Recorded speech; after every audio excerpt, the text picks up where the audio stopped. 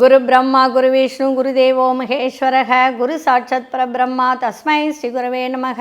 YouTube channel நேயர்களுக்கு யோக பிருந்தாவின் வணக்கங்கள். இந்த நாள் இனிய நாளாக வாழ்வில் எல்லோரும் எல்லா வளமும் பெற்று வாழ வேண்டும். இப்போ சுக்கிர பெயர்ச்சி, சுக்கிரனுடைய பெயர்ச்சி அப்படின்னு சொல்லும்போது 21/2/2001 இரவு பார்த்தீங்கன்னா 2:22 மகர ராசியிலிருந்து கும்பராசிக்குள் பிரவேசமாகிறார்.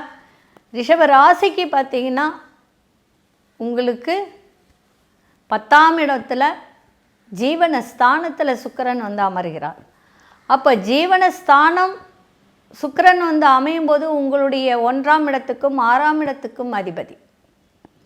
அப்போ அந்த மாதிரி வந்து அமரும்போது என்ன, 10ஆம் இடம் என்பது உங்களுக்கு வந்து அற்புதமான ஒரு இடம் தானே.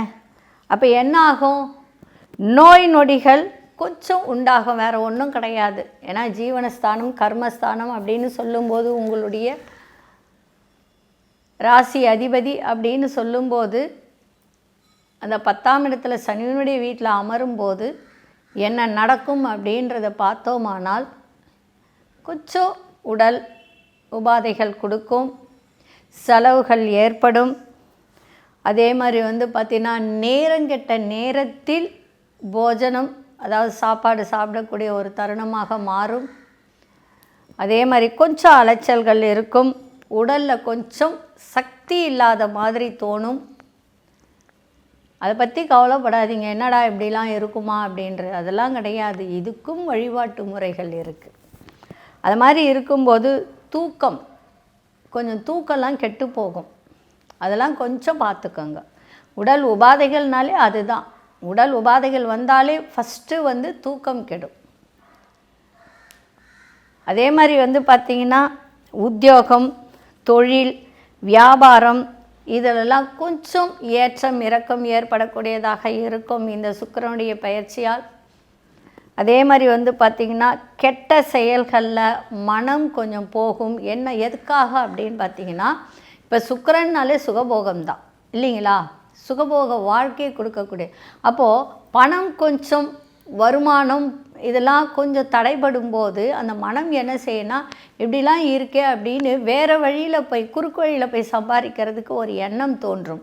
அதையெல்லாம் விட்டுடுங்க, அப்படிலாம் நினைக்காதீங்க. பக்தியில் மனதை செலுத்துங்க, மகாலட்சுமி வழிபாடு செய்யுங்க. அப்போ என்ன ஆகும், இதிலேருந்து வெளியில் வந்துடுவீங்க.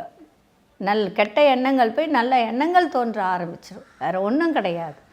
சரிங்களா? அப்படி இருக்கும்போது இன்னும் என்னென்ன வரும் அப்படின்னு பார்த்திங்கன்னா, எந்த ஒரு காரியம் நினைத்தாலும் நிறைவேறக்கூடிய ஒரு தருணம் இருக்காது. அதாவது சண்டை சச்சரவுகள் ஏற்படும், நிறைய பிரச்சனைகள் குடும்பத்துக்குள்ளே வரும்.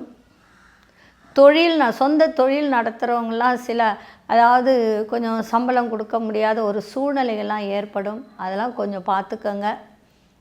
ஏன்னா இது நடைமுறை, இது கோச்சாரம், இது ரொம்ப நாளைக்கெல்லாம் நீடிக்காது. இந்த ஒரு மாத காலத்துக்கு தான் இது, அதுக்கப்புறம் எல்லாம் மாறிடும், கவலைப்படாதீங்க.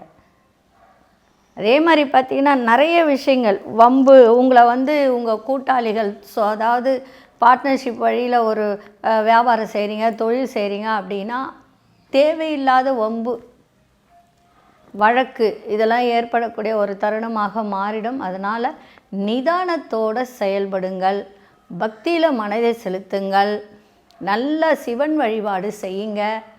நிச்சயமாக இதிலேருந்து வெளியில் வந்துடலாம், வேறு ஒன்றும் இல்லை. எல்லாரும் நினைக்கலாம் எல்லாம் நல்லா தானே இருக்குது, ஏன் நமக்கு இப்படி நடக்குது. ஏன்னா இதனுடைய பயிற்சியாலும் கூட அதுக்கு தான் சொல்கிறது, ஒவ்வொரு மாதத்துக்கும் ஒரு முறை சும்மா சிம்பிளாக ஒரு ஜாதகத்தை ஆராய்ச்சி பண்ணி பார்த்துக்கணும். இந்த மாதம் கிரகங்கள் பயிற்சி ஆகுதே, அப்போ என்ன நடக்கும் அப்படின்றத ஜாதகத்தை நீங்கள் பார்த்து அதுக்கு உண்டான வழிபாடுகள் செஞ்சிட்டிங்கன்னா இந்த ஒரு தாக்கத்துலேருந்துலாம் நம்ம வெளியில் வந்துடலாம். இதுதான், வேறு ஒன்றும் கிடையாது. ஜோதிடத்தில் இது ஒன்று. இது என்ன, நீங்கள் கடவுளை கும்பிட போகிறீங்க அவ்வளோதானே, அது ஒன்றும் பெரிய விஷயம் இல்லையே. ஒரு 5 நிமிஷம் ஸ்பெண்ட் பண்ணால் போதும், எல்லாமே நமக்கு நல்லதாகவே நடக்கும். அதே மாதிரி 10ஆம் இடத்துல வரும்போது அதே மாதிரி சொந்த பந்தங்களுக்கு இடையே சின்ன சின்ன பிரச்சனைகள் இதெல்லாம் ஏற்படும், அதெல்லாம் கொஞ்சம் பார்த்துக்கோங்க. இந்த சுக்கிரன் ரிஷபராசிக்கு 10ஆம் இடத்தில் வந்தாலே நிறைய பிரச்சனைகள், சொந்த பந்தங்கள் பார்த்திங்கன்னா நிறைய பிரச்சனைகள் எழுப்பாங்க. பார்ட்னர்ஷிப் வழியில் கொஞ்சம் இடர்பாடுகள்லாம் வரும். தன பிராப்தி கொஞ்சம் கம்மியாக கிடைக்கும். தன வரவு, தன லாபம், தொழிலில் லாபம் இதெல்லாம் கொஞ்சம் கொஞ்சம் கம்மி ஆகிடும். அதை மட்டும் பார்த்துக்கோங்க.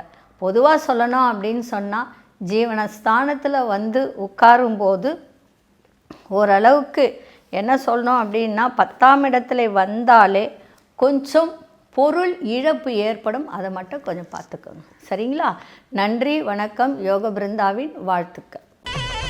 ஸ்ரீ குபேரன் டிவியை பார்த்தமைக்கு நன்றிகள். மேலும் இது போன்ற தகவல்களை தெரிந்து கொள்ள ஸ்ரீ குபேரன் டிவியை சப்ஸ்கிரைப் செய்யுங்கள். மறக்காமல் பெல் ஐக்கானை கிளிக் செய்யுங்கள்.